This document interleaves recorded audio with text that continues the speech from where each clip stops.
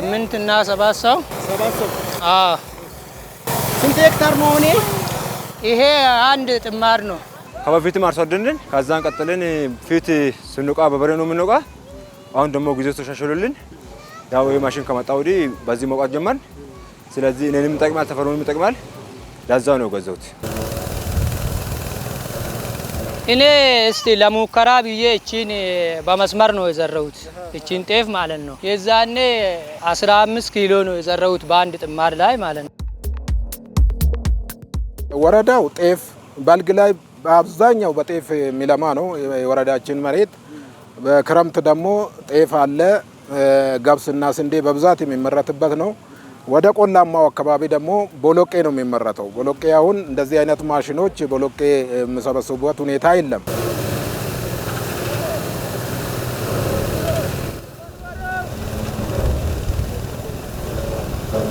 ጤና ይስጥልን ተመልካቾቻችን የወደ ገጠር ዝግጅታችንን ይዘን ቀርበናል ዛሬ የምንገኘው በሻሸመኔ ወረዳ ቱሩፌ ወተራ በሚባል ቀበሌ ውስጥ ነው በዚህ ቀበሌ እንግዲህ እንደምታያቸው አርሶ አደሮች የ2017-18 የመኸር ምርት ዘመን አዝመራ እየሰበሰቡ ነው የሚገኙት እንግዲህ አዝመራ ካጨዳ እስከ ጎተራ ድረስ እስከሚደርስ በርካታ ሂደቶችን ያልፋል በተለይ ደግሞ ወደ መካናይዜሽን ባልቀረበ ቁጥር የምርት ብክነት አለ የጉልበት ድካም አለ ይሄንን ለማስቀረት ደግሞ እንደ አካባቢው አስቻይ ሁኔታዎችን በመጠቀም አርሶ አደሮች መካናይዜሽንና ጉልበት በመጠቀም ነው ምርት እየሰበሰቡ ያሉት እኔም ከነሱ ጋር የተወሰነ ቆይታ አድርጌ ምርት አብረን የምንሰበስብ ነው የሚሆነው በነገራችን ላይ ጤፍ እየወቁ ነው እዚህ ያሉ አርሶ አደሮች ከነሱ ጋር ቆይታ አደርጋለሁ አብራችሁ እንድትቆዩ በአክብሮት ጋብዛለሁ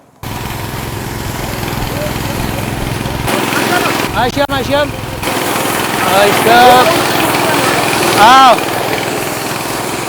ገለባው ብቻ ነው ማሽን ባለቤቶች ጋር 8 ሰው ነው የማሽን ባለቤት አለ አዎ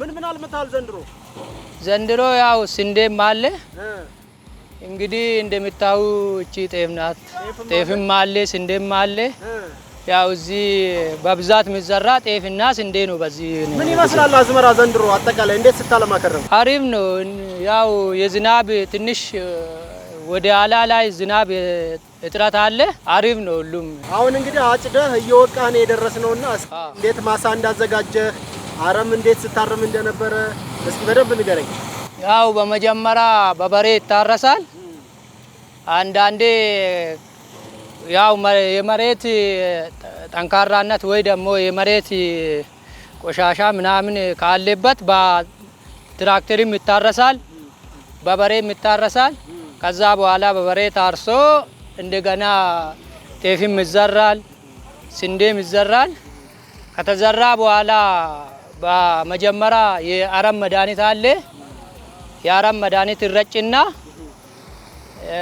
ተመልሶ የሆነ መዳበራ ተመላሽ ውስጥ ላይ የሚዘራ አለ ከዛ በኋላ ደግሞ የዋግ መድኃኒትና የትል መድኃኒት ምናምንም አለ ያው እስከዛ እየሰራችን ውስጥ ላይ እየተመላለስን እናርማለን ስታርሙ ነበር በጣም አዎ ስለዚህ አሁን ደግሞ እየወቃችሁ ነውና ምን ያክል ጤፍ ነው የዘራው ምን ያክል ስንዴ ነው የዘራው እኔ እስቲ ለሙከራ ብዬ እቺን በመስመር ነው የዘራሁት ያው ብርካቴውን እናያለን ምንድነው የሚባለው ይሄ ማሽን እስኪ ንገረኝ ማሽን ያው እኛ ማሽን ነው የምንለው አዎ የጤፍና የጤፍ ማሽን እንላለን አዎ በአገራችን እንደዛ ተብሎ ይታወቃል ጀምራችሁ ነው እንደዚህ በማሽን መውቃት የጀመራችሁ ምን ያክል አመት ሆነ አሁን ትንሽ ቆይቷል እስከ 10 አመት ምናምን ቆይታችኋል አዎ እስከ 8 እና 10 ግን አካባቢው ከጊዜ ወደ ጊዜ እየለማመደ መጥቷል በጣም አሪፍ ነው ያው ጉልበት አሁን ይቆጥባል በበሬ ብዙ ጉልበት ይፈልጋል ዋጋው እንዴት ነው ምን ያክል ነው እንዴት ነው የምትነጋገሩ ዋጋው በሰዓት ነው አዎ በሰዓት ያው አንዳንዴ ቤንዚን ሲወደድ ምናምን ይጨምራል እንጂ ማከለኛ ነው የጤፍ ስራ እንደው በጣም አድካሚ ነውና ይሄ ማሽን በመኖሩ አዎ ተረካሚ ነን ያው እንግዲህ ወደፊት መንግስት አይቶ ምናምን ከዚህ የተሻለ ማሽን ቢገኝ ጥሩ ነው ታውቃለህ አሁንም ትንሽ የሰው ጉልበት ይፈልጋል በዚህ ራሱ ብክነትስ አለው ብክነትም አንዳንዴ ይኖራል ግን ከበሬ ይሻላል ያው አንዳንዴ ዝናብ ሲኖር ምናምን ተመልሶ ሰው በእጅ ወደ ማሽን ይዞ ሲያስጠጋ ምናምን የዛኔ በጣም ብክነት ይኖረዋል። ምን ያክል ምርት ትጠብቃለሁ ነው የምትለኝ? አሁን ከዚህ ካለ ያው በአላህ ፍቃድ ከ3 እስከ 4 ወይ ደግሞ በቃ ከ300 ኪሎ በላይ አው ይጠበቃል ከአንድ ጥማድ። በተለይ ይሄ ማሽን አነስተኛ አርሶ አደሮች 2ም 3ም ሆኖ ገዝቶ እንደዚህ መጠቀም ይችላሉ። ተደራጅቶ ገዝቶ አነስተኛ አርሶ አደሮች ባለሀብቱ የሚያቀርበው ደግሞ ሜካናይዜሽን በኮምባይነር የሚያሰበስቡትም አለ።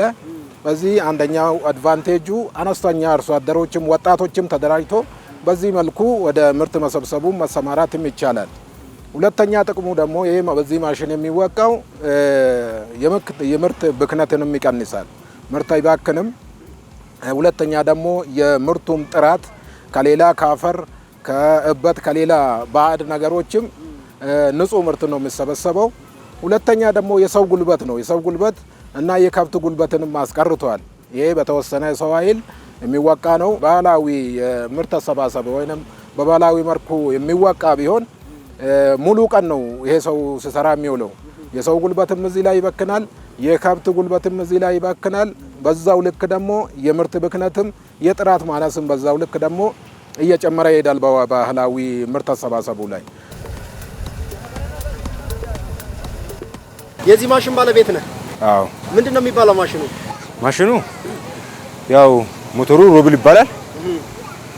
ያው ቀፎ ተስፉ ይባላል። ኮመን መጠሪያው ምንድነው የሚባለው? የምን ማሽን ነው? የጤፍ ማሽን። የጤፍ ማሽን ነው የሚባለው? አዎ። የራስህ ነው? አዎ። እንዴት ወደዚህ ስራ ገባህ? እስኪ ንገረኝ። እኔ ከበፊትም አርሶ አደር ነኝ። ከዛን ቀጥለን ፊት ስንቆ በበሬ ነው የምንቆ። አሁን ደግሞ ጊዜው ተሻሽሎልን ያው የማሽን ከመጣ ወዲህ በዚህ መውቃት ጀመርን። ስለዚህ እኔንም ይጠቅማል ተፈሩንም ይጠቅማል። ለዛው ነው ገዛሁት። ስለዚህ አንተ የራስህንም በዚህ ማሽን ትወቃለህ? አዎ። በክፍያም ትሰራለህ እዚህ? አዎ። እስኪ ገበያውን ንገረኝ፣ ምን ይመስላል አጠቃላይ? ገበያው ያው አሪፍ ነው። ቤንዚንም ተወዷል፣ ዘይትም ይቀየራል። በሰዓት 900 ብር ነው። እንግዲህ ይሄ ማሽን እስኪ ምን አስቀርቷል ብለህ ታስባለህ? በበሬ ሲሰሩ ነበረ። አሁን ለአርሶ አደሩ ምን ጥቅም አለው? ለአርሶ አደር በጣም ጥቅም አለ። አሁን በበሬ ስንቆ በጣም ጉዳት አለው። አሁን ፊት አንድ ጥማድ ስንቆ ቀን ሙሉ ነው። አሁን ደግሞ በዚህ ማሽን አንድ 2 ሰዓት ብቻ ነው ብንቆ። ወረዳው ጤፍ በልግ ላይ በአብዛኛው በጤፍ የሚለማ ነው የወረዳችን መሬት። በክረምት ደግሞ ጤፍ አለ፣ ገብስና ስንዴ በብዛት የሚመረትበት ነው። ወደ ቆላማው አካባቢ ደግሞ ቦሎቄ ነው የሚመረተው። ቦሎቄ አሁን እንደዚህ አይነት ማሽኖች ቦሎቄ የሚሰበስቡበት ሁኔታ የለም እና ሪሰርቾች አንዳንድ የግብርና ተመራማሪዎች እዛ ላይ ቢያተኩሩ ጥሩ ነው የሚለው ሀሳብ ነው ያለኝ። ቦሎቄ ላይ እና በጥራጥሬ ሰብሎች ላይ በእጅ መንቀልና በጋማ ከብት መውቃቱ ነው ያለው። እስካሁን በባህላዊ ዘዴ ነው የሚወቃው። በሌሎቹ ላይ በጤፉም በስንዴና በገብሱ አብዛኛው አርሶ አደር ማለት ይቻላል በዚህ መልኩ ነው ምርቱን እየሰበሰበ ያለው። ምርት ምንም አይባክንም። አባቴው እንደሰራ ነው እንደዛ ነው። ምን ትርፍ አተረፍክ? አሁን አንተ ምን ተጠቀምክ? እኔ ያው እኔ የምጠቀመው ትርፍም አለ። የቤንዚን ማውጥቼ የዘይት ማውጥቼ የሰራተኛውን ማውጥቼ ለኔም የምተርፍ ነገር አለ። ስራ አርሶ አደሩ ይጠቀማል ይሄን ማሽን በደንብ? አዎ ይጠቀማሉ። በደንብ ነው የሚጠቀመው? አዎ። አሁን በዚህ ማሽን ነው እንጂ በሌላ በባሪያ እንጠቀምም። ይጠቀማሉ በደንብ። ሌላስ ይወቃል ይሄ ማሽን ከጤፍ ውጪ? ይወቃላ። ምን ምን ይወቃል? ስንዴም ይወቃል፣ ገብስም ይወቃል።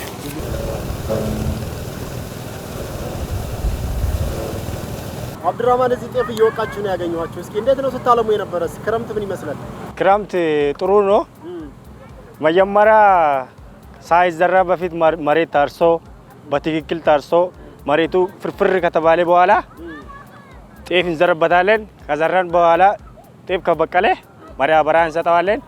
ከማዳበሪያ በኋላ በፊት አረም ማረጫ እንሰጠዋለን። ከዛ እንደገና ደግሞ ትል ምናምን እህሉ ላይ ሲወጣ መድኃኒት ጨምረን እንሰጣለን።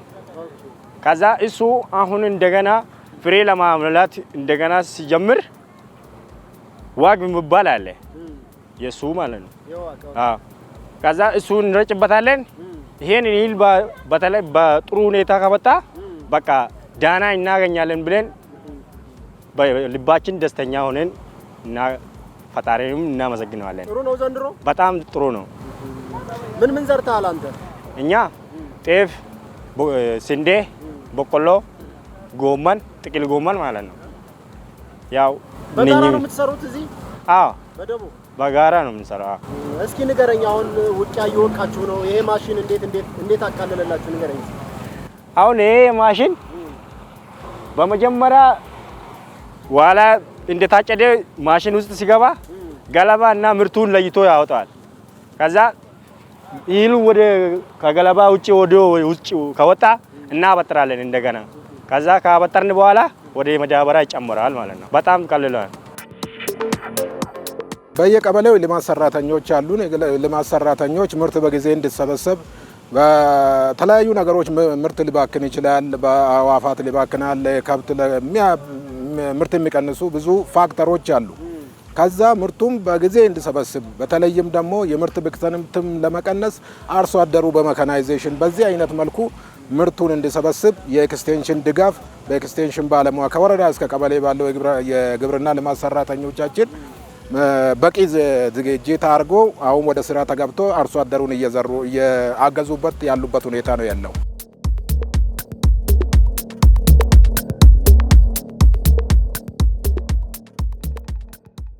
ተመልካቾቻችን እየተከታተላችሁ ያላችሁት የወደ ገጠር ዝግጅታችንን ነው። ዛሬ ያያችሁት ያላችሁት እንግዲህ የጤፍ ውቂያን ነው ወደ እናንተ እያደረስን ያለ ነው። ይሄ የጤፍ ውቂያ እንደምትመለከቱት ከፊል ሜካናይዜሽን የሚባል ዘዴ በመጠቀም ነው አርሶ አደሮች እየወቁ የሚገኙት። ያንን ማሽን በመጠቀም ማለት ነው። ማሽኑ በቀን እስከ 15 ኩንታል እንደሚወቃ መረጃ አግኝቻለሁ። ከዛ በተጨማሪ ደግሞ ወደ የትኛው ማሳ ገብቶ መውቃት የሚችል ነው። በቀላሉ መንቀሳቀስ የሚችል ነው። በጥቂት ሰዎች አማካኝነት ነው ውቂያው እየተከናወነ የሚገኘው። እንግዲህ በተለይ ከተለምዶ የመኸር አሰባሰብ ዘዴ በጣም የተሻለ ነው ማለት ይቻላል። እስከዛሬ እንግዲህ በከብት ነበረ ይሄ ውቂያ የሚከናወነው። ይሄም እንግዲህ በምርት ጥራት ላይ የሚያስከትለውን ችግር ከመከላከል አንጻር አንድ ጥሩ ጥቅም ተብሎ የሚወሰድ ነው። ከዚህም በተጨማሪ ደግሞ ምርት እንዳይባክንና ጥራት ያለው ምርት ማግኘት እንዲቻልም ጥሩ ፋይዳ እንዳለው ተመልክተናል ማለት ነው። በጥቅሉ እንግዲህ በዚህ አካባቢ ይሄንን ማሽን ጨምሮ አርሶ አደሮች ከአጨዳ እስከ ውቂያ ያለውን ተግባራት እያከናወኑ ነው የሚገኙት። ስለተከታተላችሁን እጅግ አድርገን እናመሰግናለን። መልካም ቆይታ። የመኸር ግብርና አገራችን ኢትዮጵያ አብዛኛውን የግብርና ምርት የምታገኝበት ወቅት ነው። ይህንን ለማሳካትም በወሳኝነት የኩታ ገጠም የሜካናይዜሽንና የግብአት አቅርቦት ስራዎች ትኩረት የሚፈልጉ ጉዳዮች ሆነዋል። በዘንድሮ የመኸር ምርት ዘመን 12.6 ሚሊዮን ሄክታር መሬት በኩታ ገጠም ለምቷል። 6 ሚሊዮን ሄክታር ደግሞ በሜካናይዜሽን ነው የታረሰው። እየተገባደደ ባለው የመኸር አሰባሰብ ሂደትም በተለያዩ አካባቢዎች ሜካናይዜሽንና ከፊል ሜካናይዜሽን መሳሪያዎች ጥቅም ላይ እየዋሉ ነው። ሜካናይዜሽን አጠቃቀማችን አሁን በአሁኑ ሰዓት ላይ ስንመለከት ከ6 ሚሊዮን ሄክታር በላይ በሜካናይዜሽን የታረሰበት ሁኔታ ነው ያለው በዚህ ዓመት። እንዲሁም ደግሞ የኩታ ገጠም እርሻን ስንመለከት ደግሞ በአሁኑ ሰዓት ላይ ከ20.91 ሚሊዮኑ ወደ 12.63 ሚሊዮን ሄክታር በኩታ ገጠም ነው እየለማ ያለው። የኩታ ገጠምን ስንመለከት ቀደም ሲል በ6 ሰብሎች አካባቢ የታጠረ ነበረ፣ ለ6 ዋና የምግብ ሰብሎች ላይ። አሁን ደግሞ የጥራጥሬ ሰብሎች፣ የቅባት ሰብሎችን ሁሉ ባካተተ መልኩ ክልሎችና የፌዴራል መንግስቱ እነዚህን አቅም አለን በምንላቸው ሰብሎች ላይ ትኩረት በማድረግ የማስፋፋት ስራ በመሰረቱ ወደ 60% የሚሆነው የሀገሪቱ መሬት በአሁኑ ሰዓት ላይ በኩታ ገጠም እርሻ እየታረሰ ይገኛል። እንደ አጠቃላይ የክረምቱ መልካም ክረምት የምንለው አይነት ነው። ዝናብ አገባቡም አወጣጡም ጥሩ ነው። በአብዛኛው የሀገሪቱ ክፍል ላይ የነበረው መደበኛውን ፈር ተከትሎ ነው የገባው። እንዲሁም ደግሞ መደበኛውን ፈር ደግሞ እየለቆ ነው እየወጣ የነበረው እና ከዚህ አንጻር ጥሩ ክረምት ነበረ። በቂ መሬትን በሰብል የሸፈንበት የግብአት አቅርቦታችንን ወቅታዊ የነበሩበት ክረምት ነበረ። አርሶ አደሩም በተለይ የአረም ቁጥጥር የበሽታና ተባይ ክትትሎችም ደግሞ የተሻሉና ክረምቱን ስንመለከተው የበሽታና የተባይ ክስተቱም ደግሞ ከባለፉት ዓመታት አነስተኛ የሆነበት ክረምት ነበርና ቀጣይ አሁን በተለይ በምርት አሰባሰብ ላይ ያለው ደግሞ ደረቅ የአየር ሁኔታ በአብዛኛው የሀገሪቱ ክፍል ላይ ጥሩ የሚባል እና ለምርት አሰባሰብ ምቹ ሁኔታን ያለበት ጊዜ ላይ እንገኛለን። የሜካናይዜሽን ተደራሽነትን ለማሳደግም በመንግስት በግል ባለሀብቶች በማህበራትና በአርሶ አደሮች ጥረቶች እየተደረጉ ነው። በዚህም ስፋታቸው ቢለያዩም ከእርሻ እስከ ድህረ ምርት አሰባሰብ ድረስ የተለያዩ የሜካናይዜሽን መሳሪያዎች ለአርሶ አደሮች እየቀረቡ ይገኛል። የሜካናይዜሽን አገልግሎት ተደራሽነትን ለማሳደግ መንግስት የብድር ስርዓቶችን አመቻችቷል። ክልሎች ደግሞ በዚህ በኩል ላይ በጣም በሰፊው ነው የሰሩባቸው። ብዙ ትራክተሮች ወደ ሀገሪቱ ውስጥ የገቡበት፣ ብዙ ማህበራት የአርሶ አደር ማህበራቶች ቀደም ሲል እህል መግዛትና መሸጥ ወይም ደግሞ ማዳበሪያ ማከፋፈል ላይ ነበሩ።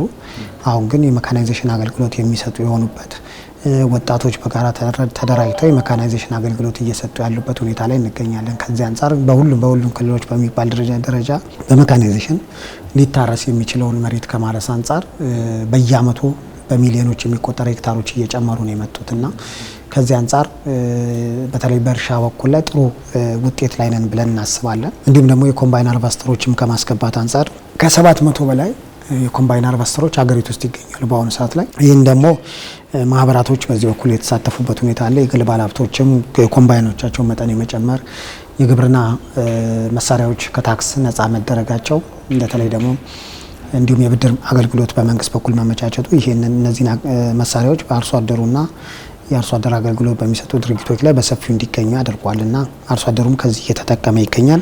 ሌላው የተለያዩ የሁለገብ መውቂያ መሳሪያዎችንም በአርሶ አደሩ ዘንድ እንዲደርሱ የማድረግ ስራዎች ተሰርተዋል። በአሁኑ ሰዓት ላይ ብዙ ወጣቶች ይህንን እንደ ቢዝነስ እየሰሩበት እንደሚገኙ ነው የምንመለከተውና ይሄ አንዱ በሜካናይዜሽን በኩል የመጣንበት እንዲሁም ደግሞ በተለይ የምርት ብክነት ከሚከሰትባቸው ወሳኝ ምዕራፎች አንዱ አጨዳ ላይ ነው እና ውቂያ ላይ ነው። ከዛ ውጭ ደግሞ በትልቁ ደግሞ ጎተራ ነው።